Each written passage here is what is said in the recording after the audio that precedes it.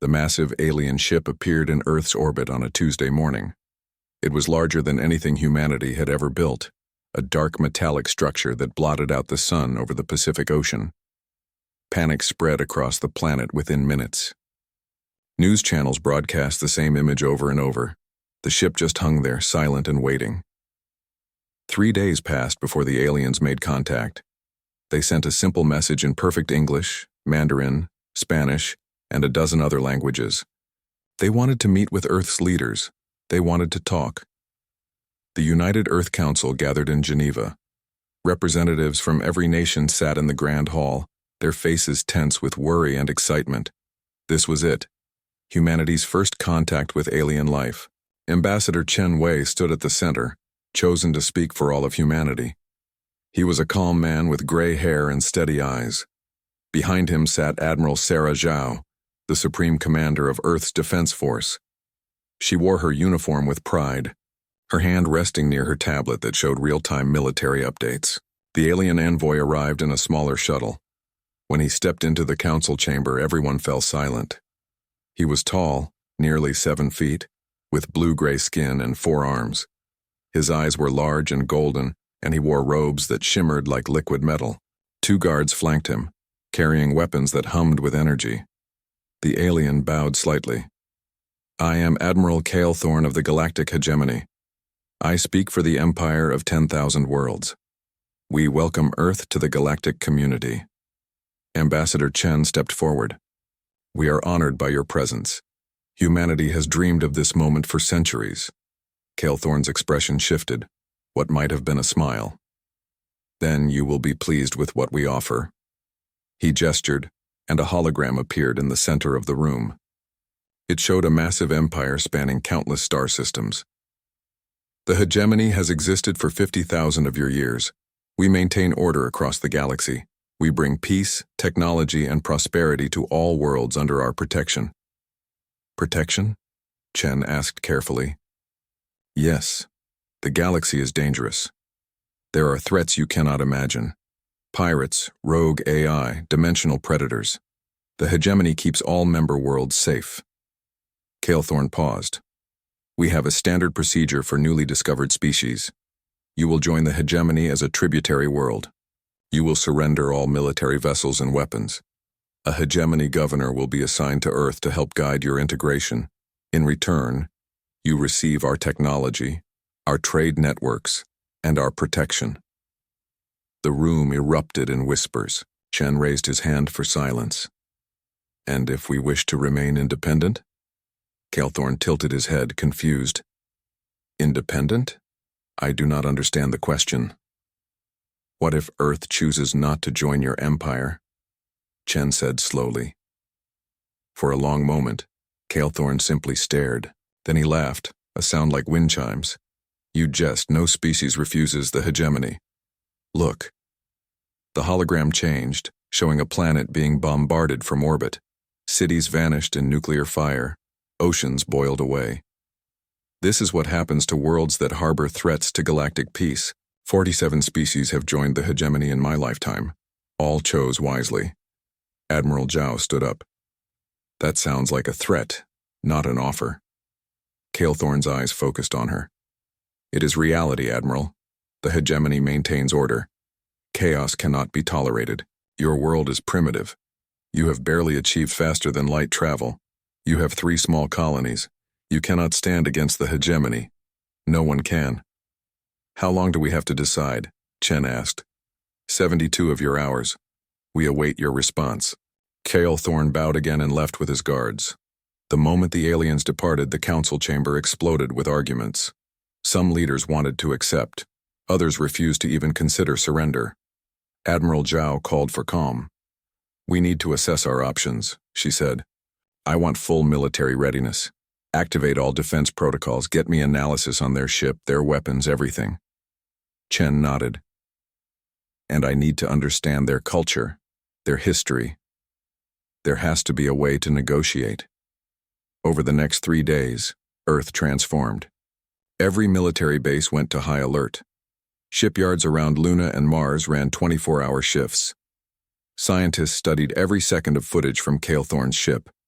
Diplomats researched the few cultural clues the aliens had given. The Earth Defense Force held an emergency meeting. Admiral Zhao stood before her top commanders. They think we're weak. They think we'll roll over like every other species they've encountered. General Martinez from North America spoke up. Admiral, their technology is centuries ahead of ours. That ship alone could destroy our entire fleet. Maybe, Zhao admitted. But we have advantages they don't expect.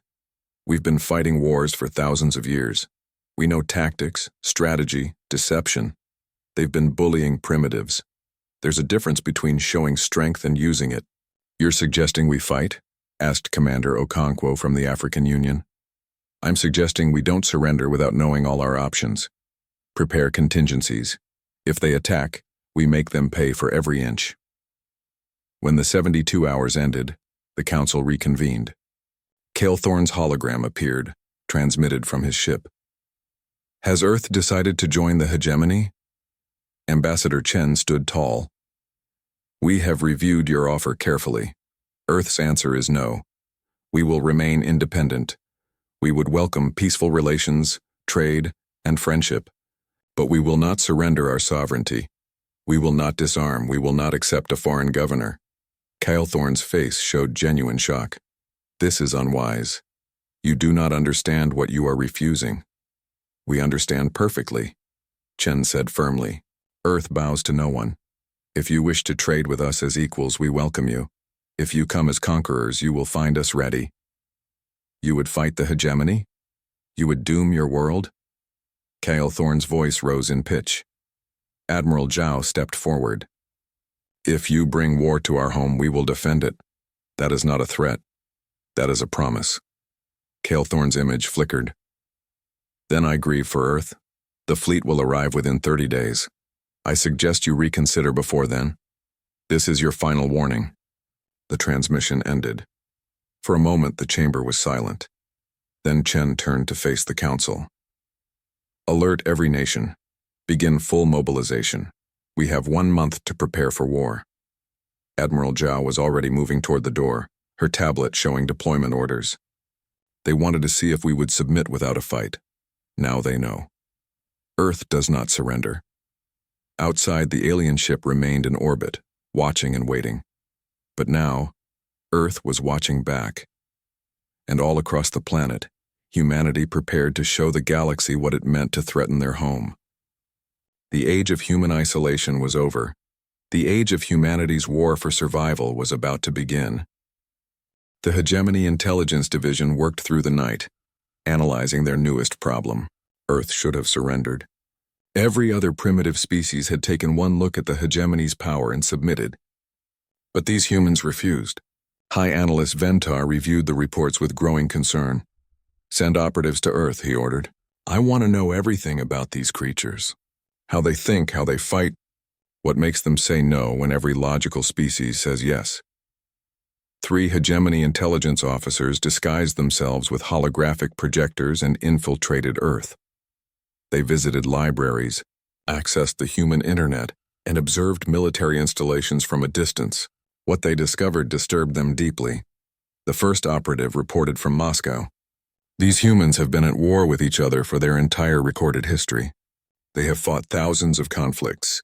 They have developed weapons specifically to kill other humans. Their military doctrine is extensive and brutal. The second operative transmitted from Washington. They have something called science fiction. For centuries, they have been imagining alien invasions and planning how to fight them. They have detailed scenarios, strategies, and contingency plans. They have been preparing for us without knowing we existed. The third operative sent urgent data from Beijing. Every major human nation maintains a large standing military. They have not known peace as we understand it. War is part of their culture, their history, their identity. These are not peaceful beings forced to fight. These are warriors pretending to be civilized.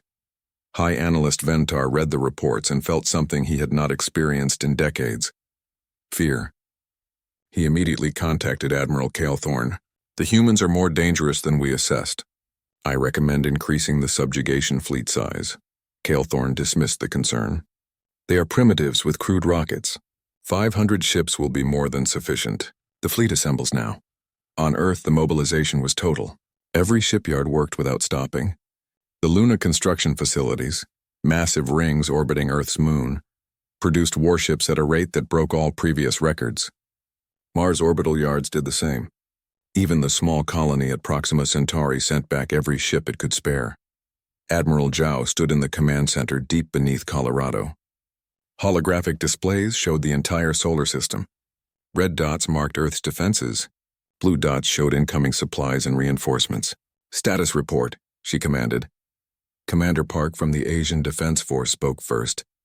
"We have fortified the asteroid belt with automated weapons platforms. 300 units are now operational. They appear as simple mining stations, but each carries nuclear missiles and railguns." "Good," Zhao nodded. "They'll think we're unprepared until it's too late." "What about the fleet?" General Williams from the Americas cleared his throat. "We have 200 warships ready for combat. Another 300 in various stages of completion. If we have 30 days, we can field 500 ships." "Not enough," Zhao said. "They're bringing 500 ships that are technologically superior. We need a different approach. We can't win a straight fight." Colonel Petrov from the European Union stepped forward. "Admiral, I have reviewed historical human conflicts. When facing a superior enemy, successful forces used what we call asymmetric warfare. Guerrilla tactics, hit-and-run attacks, psychological warfare, and exploiting enemy weaknesses." Zhao smiled grimly. "Exactly. We're not going to line up and have a fair fight. We're going to be vicious, unpredictable, and willing to do things they would never expect. Pull up Protocol Schwarzkopf." The hologram shifted, showing a complex battle plan. This was designed in 2180 as a worst-case scenario for alien invasion. It assumes the enemy is stronger, faster, and more advanced. Our advantages. We know this solar system, we're defending our home, and we're willing to take casualties they can't imagine. Meanwhile, Ambassador Chen worked on a different front. He contacted Calethorn's ship every day trying to negotiate. Each conversation was the same. "Admiral Calethorn, Earth requests peaceful relations. We do not want war." "Then surrender your weapons and accept our terms when we cannot do that. But we can offer trade, cultural exchange, and mutual defense agreements. The hegemony does not negotiate with tributaries. You will submit or face the consequences. Then we have nothing more to discuss." But Chen kept trying. Each conversation gave Earth more time. Each transmission was analyzed by military intelligence, learning more about the hegemony. And each refusal showed the aliens that humanity would not break. On the 25th day, Calethorn made one final offer. His hologram appeared before the United Earth Council, his expression almost sad. "Humans, I have grown to respect your courage. It is foolish, but it is courage nonetheless. The fleet departs tomorrow. Please reconsider. Accept tributary status. Your planet will be spared. Your people will live. Is pride worth extinction?" Ambassador Chen looked around the chamber. Every representative met his eyes and nodded. He turned back to Calethorn. "Admiral, you mistake our resolve for pride. We are not refusing because we think we're superior. We're refusing because freedom is worth fighting for. If we surrender without resistance, we teach our children that liberty means nothing. We teach them to bow to threats. We cannot do that." "Even if it means your deaths?" Calethorn asked. "Especially then," Chen replied. "Our ancestors fought and died for freedom. They shed blood on beaches and fields and cities across our world. They fought tyrants and oppressors. They fought so we could stand here today as free people. We will not betray their sacrifice by kneeling now." Calethorn was silent for a long moment. "Then I will see you on the battlefield. I hope your courage sustains you when your cities burn." The hologram vanished. Admiral Zhao entered the chamber. "They're coming." Our long-range sensors detected the fleet entering the Oort cloud. 500 ships, just as expected. "They'll reach Earth orbit in 5 days. Chen nodded slowly. "Then we have 5 days to finish preparations." "Admiral, is the defense force ready?" "As ready as we can be," Zhao answered. "But Sarah..." She paused, using his first name for the first time in years. "They have 500 warships. We have 200 completed and 300 half-built. Their weapons are more powerful. Their shields are stronger. Even with all our tricks, we might not win this." "I know," Chen said quietly. "But we'll make them pay. We'll make them remember Earth." Across the planet, humanity prepared. Civilians were evacuated from coastal cities to underground shelters. Soldiers said goodbye to their families. Engineers made final checks on weapons systems. Priests, imams, rabbis, and monks held services for those who believed. Others simply looked up at the stars and whispered defiant promises. In orbit around Mars, Captain Maria Santos stood on the bridge of the destroyer Indomitable. She looked at her crew, young men and women from every nation on Earth. "They think we're primitive," she told them. "They think we'll break easily. Let's show them what humans are made of." Her crew cheered, and across the solar system similar scenes played out on hundreds of ships. Humanity was afraid. They knew many would die. But they were also angry, determined, and ready. On the 30th day, Earth's long-range sensors gave the final warning. The hegemony fleet had entered the solar system. 500 massive warships, each larger than Earth's biggest vessels, moved in perfect formation toward the inner planets. Fleet Commander Vexeril stood on his flagship's bridge and looked at the primitive world ahead. "Send the final transmission. Tell them to surrender now or be destroyed." The message reached Earth. The United Earth Council transmitted their response in every language, on every frequency. Just 2 words, repeated over and over. "Come on." Admiral Zhao sat in her command chair watching the alien fleet approach. She activated the All Forces channel. "This is Admiral Sarah Zhao to all Earth Defense Force units. This is not a drill. Battle stations. All hands to battle stations. Remember your training. Remember why we fight. For Earth, for humanity, for freedom." She closed her eyes for just a moment, breathing deeply. Then she opened them and gave the order that would change everything. "All units weapons free. Show them what humanity can do." Fleet Commander Vexeril watched his tactical display with satisfaction. The hegemony fleet moved through the asteroid belt in perfect formation. 500 warships, each a masterpiece of military engineering. The humans would see this display of power and realize their mistake. Most species surrendered at this point, even after initially refusing. "Commander, we're detecting unusual readings from the asteroids," reported Sensor Officer Krillax. "Multiple objects that appear to be mining stations." "Ignore them," Vexeril ordered. "The humans are primitives. They barely have a presence in their own asteroid belt. Maintain course toward Mars."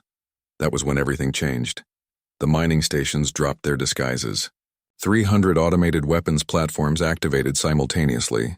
Nuclear-tipped missiles launched by the hundreds. Railgun slugs moving at incredible speeds tore through space. Laser batteries opened fire, targeting the hegemony ship's engines and sensors. The hegemony fleet's shields absorbed the first wave, but the second and third waves followed immediately. Ships at the rear of the formation exploded. Others lost power and began to drift. Vexeril stared in shock as his tactical display showed 30 ships destroyed in the first 2 minutes. "Return fire. Destroy those platforms," he screamed. The hegemony warships turned their massive weapons on the platforms, vaporizing them with concentrated energy beams. But the damage was done. The fleet had lost 30 vessels before they even saw a human ship. Worse, the surprise attack had broken their perfect formation. "Reform the fleet," Vexeril ordered. "Proceed to Mars orbit. Be ready for additional surprises." But Admiral Zhao was not done surprising them. As the hegemony fleet approached Mars, human ships appeared.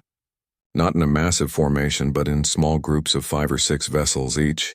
They darted in, fired missiles and railguns, then used the planet's gravity to slingshot away before the hegemony could respond effectively.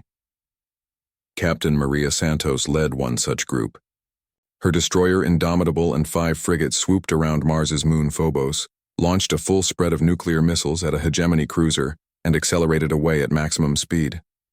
The cruiser's shields held against the first 3 missiles, but the 4th and 5th broke through. The ship listed to one side, venting atmosphere. "Got one," her weapons officer shouted. "Don't celebrate yet," Santos replied. Evade, evade! They're locking weapons on us." Energy beams cut through space where Indomitable had been seconds before. Santos pushed her ship into a wild corkscrew maneuver that would have killed her crew if not for their inertial dampeners. Another human ship group attacked from a different angle, drawing fire away from Santos. This was humanity's strategy. They could not win a direct battle, so they refused to fight one. They attacked from unexpected angles, used hit-and-run tactics, and employed the terrain of their own solar system. The hegemony had never faced an enemy who fought like this. Vexeril watched his casualty reports climb. 50 ships lost, 60, 70. The humans were like insects stinging from every direction. "Enough!" he roared. All ships formed defensive sphere formation. "We advance on Earth together. Let them come to us." Admiral Zhao smiled when she saw the hegemony change tactics. They're learning. Too late, but they're learning. All units, Phase 2. The human ships stopped their harassment attacks and pulled back toward Earth. The hegemony fleet, now down to 430 ships and many more damaged, advanced cautiously. They expected another ambush. They were right. Hidden among the orbital debris and defunct satellites around Earth were hundreds of weapons platforms. Some were old missile silos from the 21st century, retrofitted and launched into space. Others were modern railgun platforms disguised as space junk. And some were mines, nuclear devices waiting for proximity triggers. The hegemony fleet entered Earth orbit and walked into a maelstrom of fire. Missiles, railguns, lasers, and nuclear mines attacked from all sides. But this time the fleet was ready. Their defensive formation allowed overlapping shields and point defense systems. They destroyed most of the platforms and endured the rest, but the human fleet was waiting. Admiral Zhao had positioned her 200 completed warships in a crescent formation behind the moon. As the hegemony fleet dealt with the orbital defenses, the human ships came around Luna at full speed. All ships, weapons free, Zhao transmitted. Target their damaged vessels first. Make every shot count. The battle for Earth began in earnest. Human ships, smaller and faster, wove between the massive hegemony warships. They focused fire on already damaged enemy vessels, exploiting weaknesses. The hegemony ships, built for traditional fleet battles, struggled to track the quick-moving human craft. Then humanity showed its true brutality. Captain Santos received new orders. All ships with critical damage prepare for ramming speed. Her destroyer had taken several hits. The starboard side was a wreck and she was venting air from 3 decks. Her tactical officer looked at her in shock. "Captain, they're ordering suicide attacks." Santos met his eyes. "We're already dead. The ship's dying, but we can take one of them with us. Plot a ramming course for that dreadnought. Full speed." "Captain, we have escape pods," the officer protested. "And those pods will be destroyed before they reach Earth. This way, our deaths mean something." "This is not an order. Anyone who wants to evacuate, do it now." No one moved. Her crew stayed at their stations. Santos nodded, feeling pride and sorrow in equal measure. "Then let's show them what humans do when cornered. Engineering, disable all safety protocols. Give me everything the engines have." Indomitable turned toward the massive hegemony dreadnought. Her engines burned white-hot, pushing past their design limits. The dreadnought's captain saw the small ship approaching and laughed at the foolish attack. His shields would stop anything the destroyer could, though he did not expect the ship itself to be the weapon. Santos's voice echoed across the fleet's emergency channel as Indomitable accelerated to ramming speed. "For Earth, you bastards!" The destroyer hit the dreadnought's shield at incredible velocity. The shield held for a fraction of a second, then collapsed from the kinetic energy. Indomitable's nose crumpled, but her momentum carried her forward. She struck the dreadnought's hull near the engine core. Her reactors, already overloading, detonated in a massive explosion that tore the dreadnought in half. Across the battlefield, 6 more human ships followed Santos's example.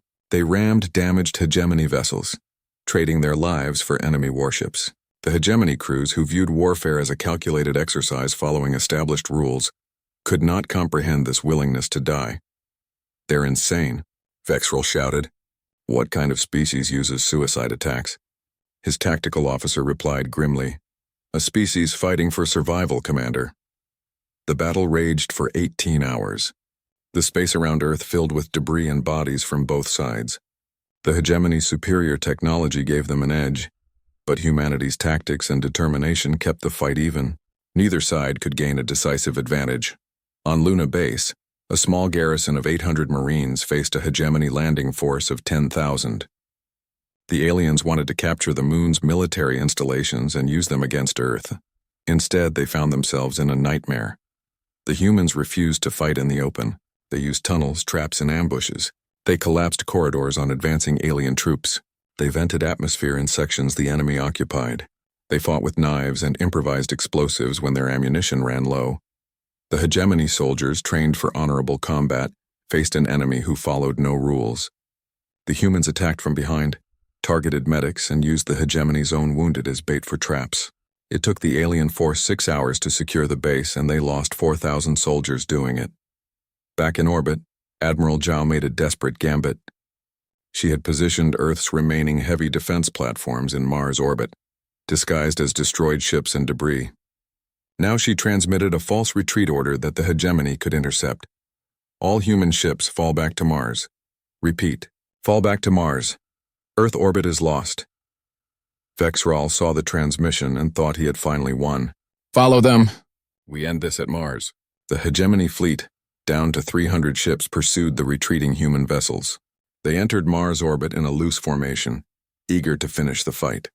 That was when the hidden defense platforms activated, and when the 300 human ships under construction at Mars's orbital yards, incomplete but still armed, opened fire at point-blank range.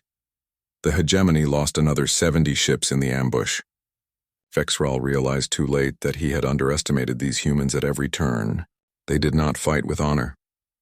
They did not follow the accepted rules of warfare. They fought to win at any cost. Retreat, he ordered, his voice hollow. All ships retreat to Saturn orbit. We regroup and request reinforcements. The human ships pursued, harrying the fleeing hegemony vessels. Admiral Zhao let them go. Her forces were exhausted and down to barely 60 operational warships, but the hegemony had entered the system with 500 ships. They were leaving with only 150, and many of those were heavily damaged. Earth had survived. Barely. Fleet Commander Vexral sat in his command chair, staring at the casualty reports. 350 ships lost, thousands of crew dead. Against a species that barely had faster-than-light travel, it should have been impossible. He composed a message to the Hegemony High Council. Request immediate reinforcements. Enemy is more capable than assessed. Recommend fleet of at least 1,000 ships for successful subjugation. The response came back within hours. Reinforcements will arrive in 90 days. Hold position. Do not engage enemy unless attacked. 90 days. Vexral knew that was too long. He could feel it in his bones. These humans would not sit idle. He was right. On Earth, the victory celebration lasted exactly 12 hours. Then Admiral Zhao called an emergency meeting of all military commanders. Her face appeared on screens across the planet in every military installation, on every remaining warship. We won the battle, she said flatly, but we did not win the war. The hegemony will send more ships. They will come with overwhelming force. We have maybe 3 months before they return. In that time, we must do the impossible. We must change from defenders to attackers. General Martinez spoke up. Admiral, our forces are decimated. We have 60 working warships. We lost millions of people. How can we possibly attack them? Zhao's smile was cold and frightening.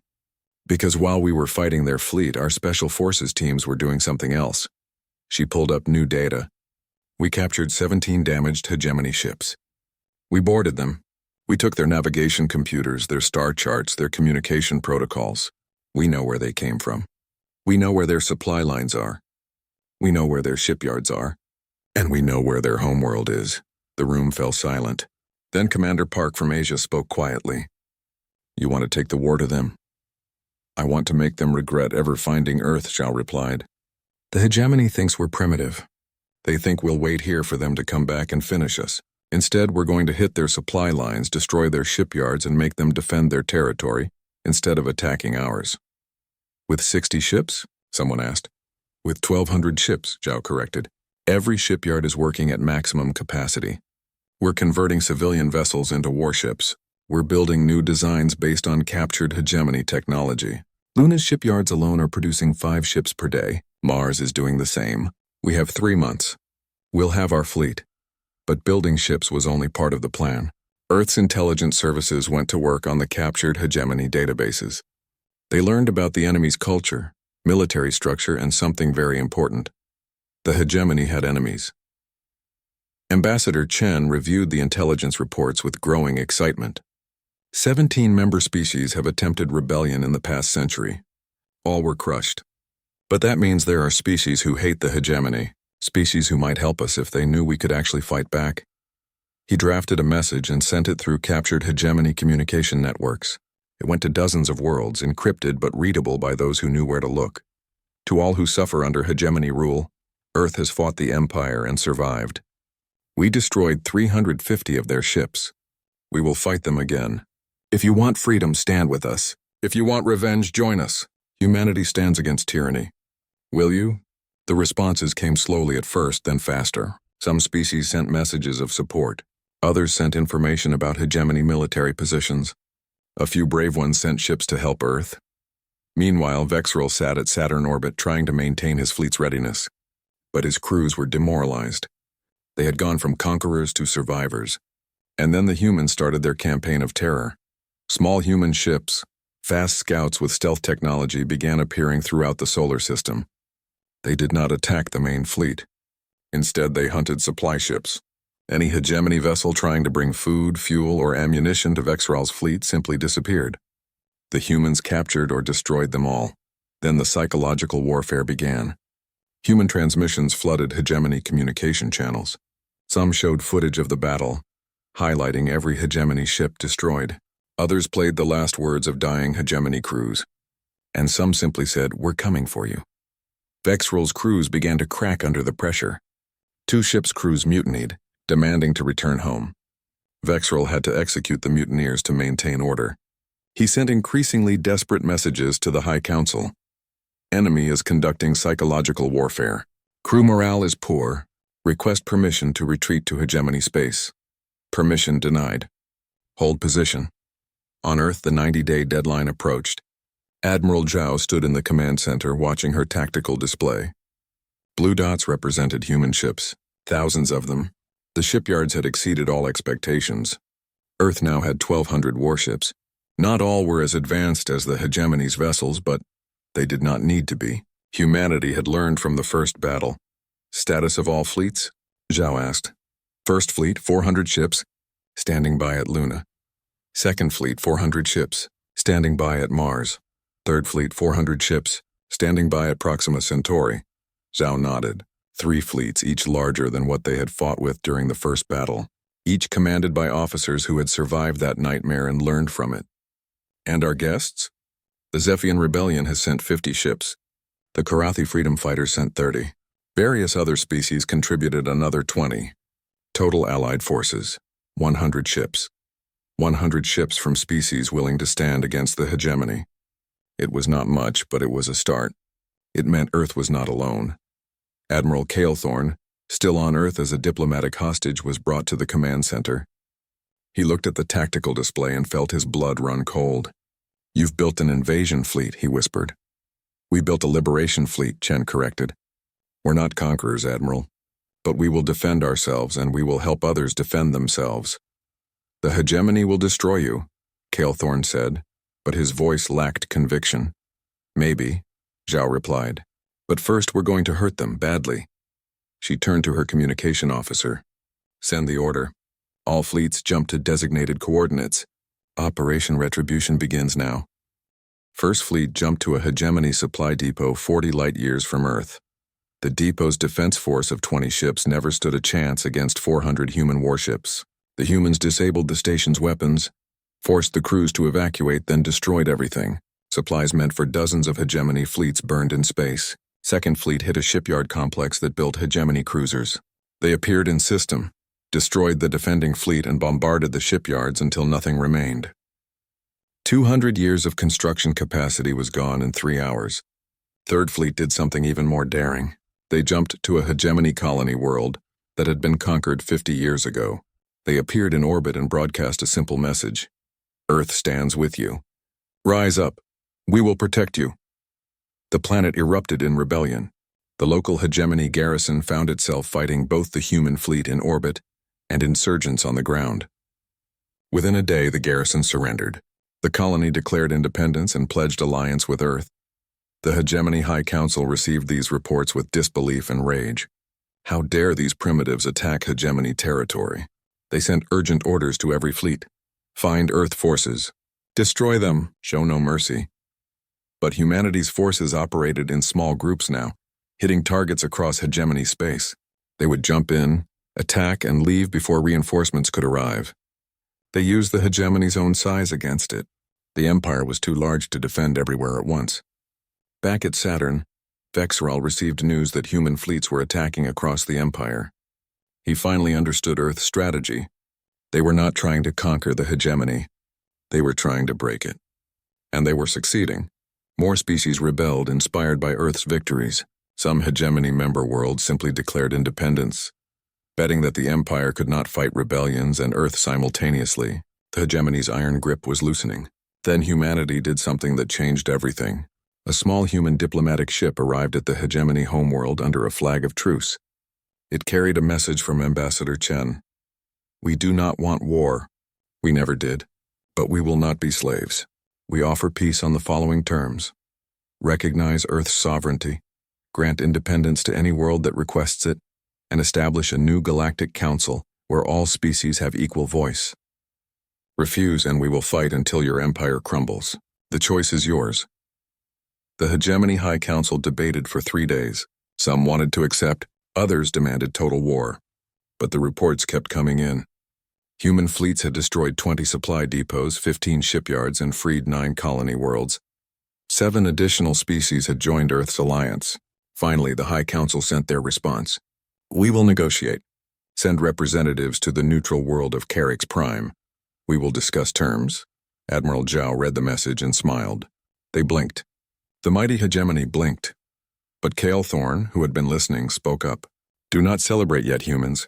The hegemony does not know how to make peace. They only know how to rule. Even if they negotiate, there will be factions that refuse. There will be those who see your mercy as weakness." "Then we'll deal with them too," Zhao replied. "We didn't start this war, Admiral, but we're going to finish it, one way or another." 20 years had passed since the hegemony fleet first appeared in Earth's orbit. The galaxy was a different place now. The massive empire that had ruled for 50,000 years was gone, shattered into hundreds of independent worlds. In its place stood the Free Worlds Alliance, a coalition of species who chose cooperation over domination. Admiral Sarah Zhao was old now, her hair completely white, her body weary from decades of war and peacemaking.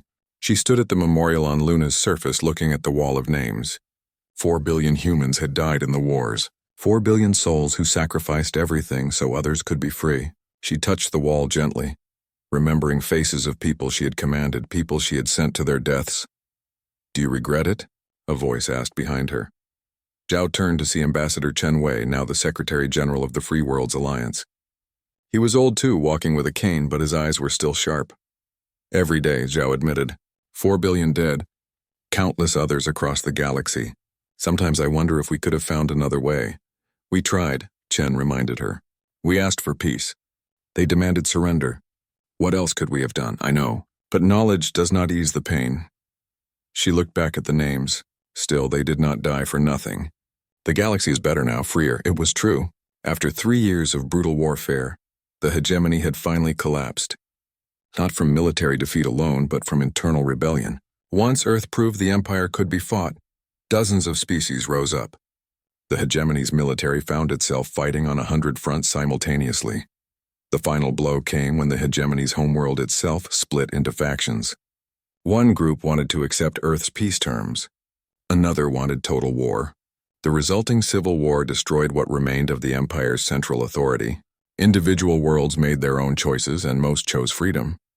The peace negotiations took 5 years, not because Earth demanded harsh terms, but because no one knew how to organize a galaxy without an empire. Eventually, the Free Worlds Alliance emerged. Every member species had equal representation. Decisions required consensus, not force. It was messy and slow, but it worked. Earth became the unofficial leader, not because they demanded it, but because they had earned respect. The species who had stood alone against the hegemony, who had fought impossible odds and won, now used that strength to protect others rather than dominate them. Chen and Zhao walked through the memorial gardens, passing monuments to battles and heroes from dozens of worlds. "The Alliance faces new challenges," Chen said. 3 border systems are in dispute. The Vorkwan are demanding trade concessions, and there are rumors of a new threat from beyond Alliance space. "There are always new threats," Zhao replied. "That's why we maintain the defense force, not to conquer but to protect, to ensure no one else has to face what we faced." The Earth Defense Force had evolved into the Alliance Defense Force. Human ships still formed its core, but crews were now mixed species. Human tactical doctrine, brutal and effective, was taught at military academies across the galaxy. Other species contributed their own innovations. The result was a military force unlike anything the old hegemony had fielded. But Earth had also changed. The solar system was now a hub of galactic trade and culture. Aliens walked the streets of Earth's cities.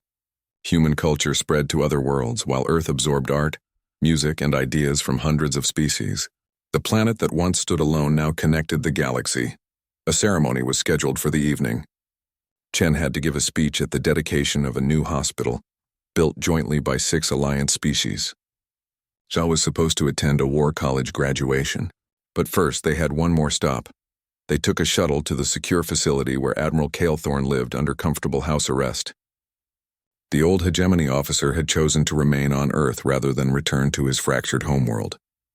Over the years, he had become an unlikely advisor and friend to Earth's leadership. Calethorn sat in his garden, tending to Earth plants he had learned to love. He stood when Chen and Zhao arrived, bowing in the Earth fashion he had adopted. "Ambassador Admiral, this is unexpected. We wanted to hear your perspective," Chen said. "You're going to testify before the Alliance Senate next month about the old hegemony. What will you tell them?" Calethorn was quiet for a long moment, looking at the flowers. "I will tell them the truth. That the hegemony was not evil, but it was wrong. We believed that order required domination.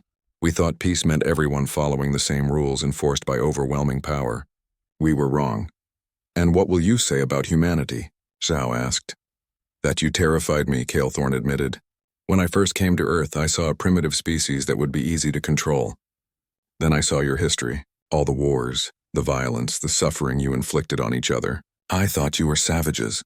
He touched a rose carefully, avoiding its thorns. "But I did not understand. You did not fight because you were savage. You fought because you refused to accept injustice. Every human war, even the terrible ones, came from someone believing something was wrong and being willing to die to change it. That is not savagery. That is, I do not know the word. Principle. Courage? Stubbornness," Zhao said with a slight smile. Perhaps Calethorn agreed. "But it is effective stubbornness. The hegemony had ships and weapons. You had something stronger. You had people willing to die for an idea. We could destroy your ships, but we could not destroy that. And once other species saw what you did, they found that same strength in themselves." Chen sat down on a bench. "We're writing the official history of the war. How should we portray the hegemony? As villains? Portray us as a warning," Calethorn said. "The hegemony started with good intentions. We wanted to bring order to a chaotic galaxy. We wanted to prevent wars, but we forgot that forcing peace is just another kind of violence. We became the very thing we claimed to oppose." He looked directly at Chen. "And you should warn future generations about Earth too. You have power now. You have respect. You have the strongest military in the galaxy. The temptation to use that power to enforce your will, to make others follow your rules for their own good, will be constant. Do not become what we were.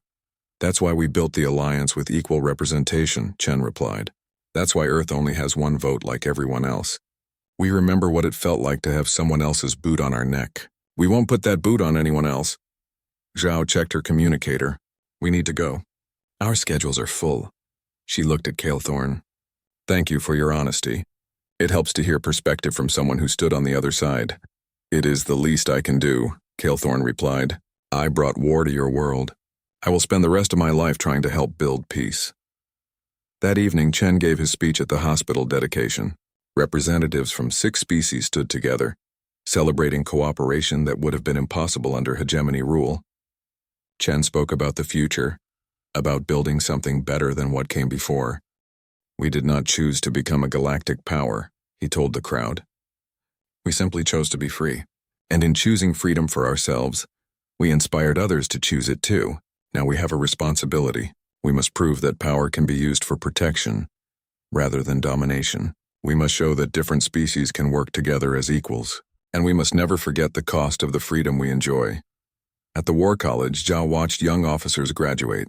They were human, Zephian, Karathi, and a dozen other species.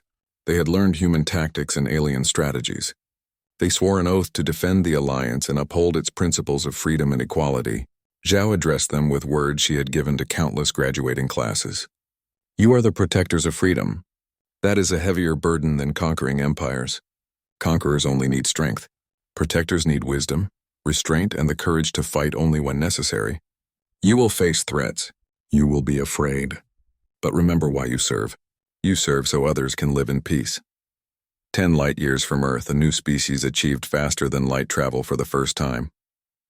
Their ship stumbled into Alliance space and they encountered a human exploration vessel. The alien captain was nervous as the human ship approached. Commander Jackson invited the alien captain aboard for talks. The alien studied the human carefully, noticing the weapons the crew carried, the efficiency of the warship. "Are you the humans?" the alien asked. "The ones who defeated the hegemony?" "Yes," Jackson replied.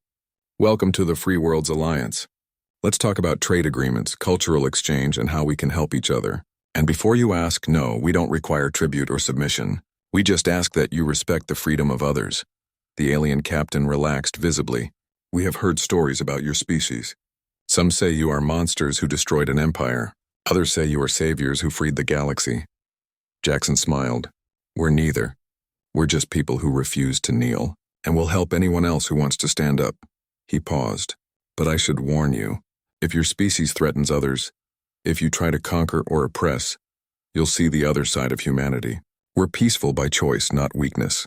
We remember what it took to win our freedom, and we'll use those same skills to protect others." "That seems fair," the alien replied. "Then let's be friends." Jackson extended his hand in the human custom. The alien took it. On Earth, in a hospital bed, Admiral Sarah Zhao lay dying. She was 92 years old and had served humanity for 70 years.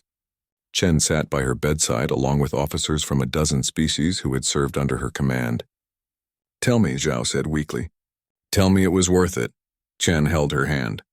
"The galaxy is at peace. 23 species are free who were enslaved before. 300 billion beings live without fear of hegemony oppression. You saved them all, Sarah." 4 billion died, she whispered. "So that 300 billion could live free," Chen replied. "Their sacrifice gave the galaxy a chance to be better." "That is worth something." Zhao closed her eyes. "Then I can rest." Her breathing slowed, then stopped. The woman who had commanded Earth's defense, who had turned humanity from victims into protectors, was gone. Her funeral was attended by representatives from every Alliance world. They came to honor the human who taught the galaxy that freedom was worth fighting for. Her body was buried on Luna, next to the memorial wall, joining the names of those who died so others could live free. And in the command center beneath Colorado, a new generation of officers stood watch.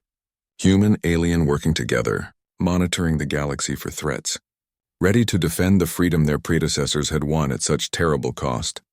The Galactic Empire had ordered Earth's surrender. Earth refused. The Empire sent a fleet. Earth destroyed it, and in doing so, humanity changed the galaxy forever, not through conquest but through the simple act of standing up and saying no to tyranny. The Age of Empires was over. The Age of Freedom had begun, and Earth, the little planet that refused to kneel, stood watch to ensure it stayed that way.